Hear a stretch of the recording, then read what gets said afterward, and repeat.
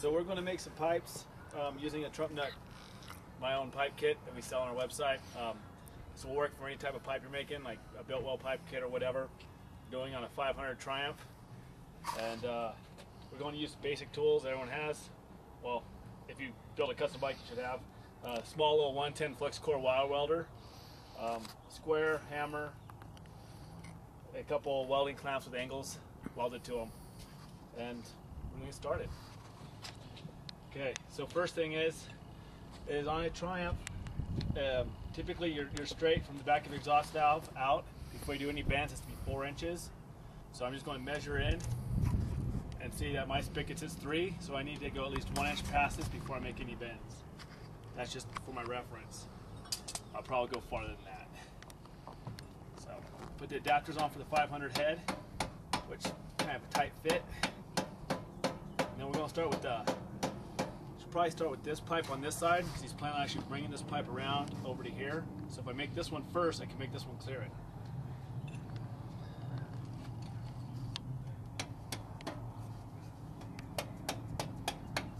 Alright. So, grab our bends. We're going to go with the tight band first in the front, which is a 2-inch radius. Get some of these little basic tools. And the gentleman who owns this bike, Josh, is going to just kind of say what he likes. So what I'll do is I just kind of hold the radius above where I'm going to put it. Except for I don't have room here. Pop that tank off? No, I really won't know how it looks.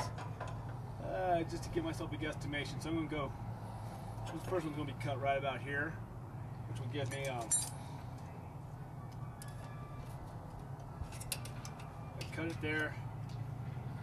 Going to have roughly 4 inches. Now, you know it's split, and I want this one to go this direction, almost straight across, so I'm going to bring my other mark right about there.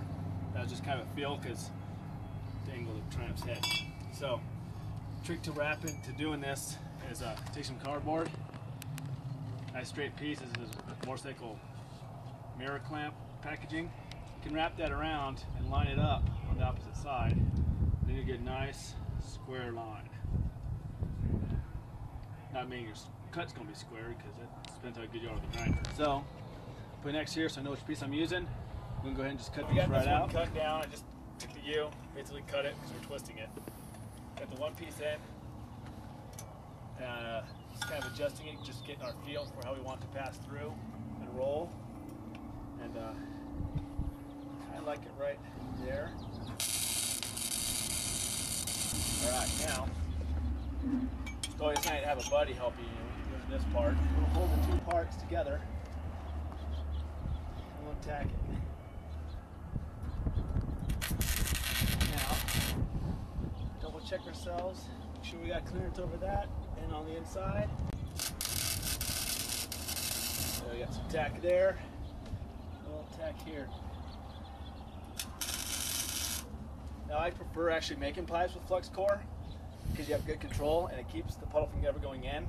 And if you're going to chrome them, it gives you a nice buildup on the outside that you can grind down. When you're TIG welding, it'll actually undercut a lot and you get convex weld, and you tend to burn out because you're going so slow. And a lot of this is just eyeballing. I could break it down to measuring stuff and how you break down a radius, but I don't see the point in that since most people never do that. Alright, so we're going to go ahead and cut this one. Now we want this to come back like that. I think it looks the best. So we're following the line of the backbone backwards. I'll bring those two to match each other.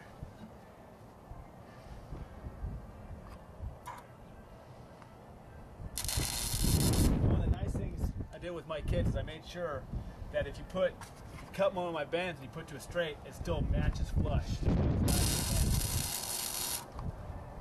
So I got 2 tacks. And I want to put a little one right here on the back side of this. Okay, so now we're going to go ahead. We got this one done, so now we can shape this head. And we're going to use a 3-inch radius of the kit for this. And basically, just hold that up there. I'll take a ruler and I'll measure to my back of my pipe. And right there I have 5 inches on the inside of my radius. I want this to come down at about this angle here, so it kind of follows the other one. So here we go. I can see I gotta take more. We did our first cuts, and you know, like as I said, it's mostly all eye. All right, so we've lopped off 1.5 inches off the end to get a little better fit, and now it's sitting like this. That one's a little long, so just to get an idea, I'm just gonna hold another tube up. And that's more what we want right there.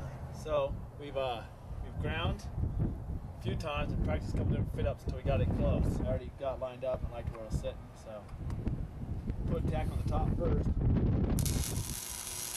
So you can see how I like it. Double check myself. It's easier to break a tack than cut a whole weld off.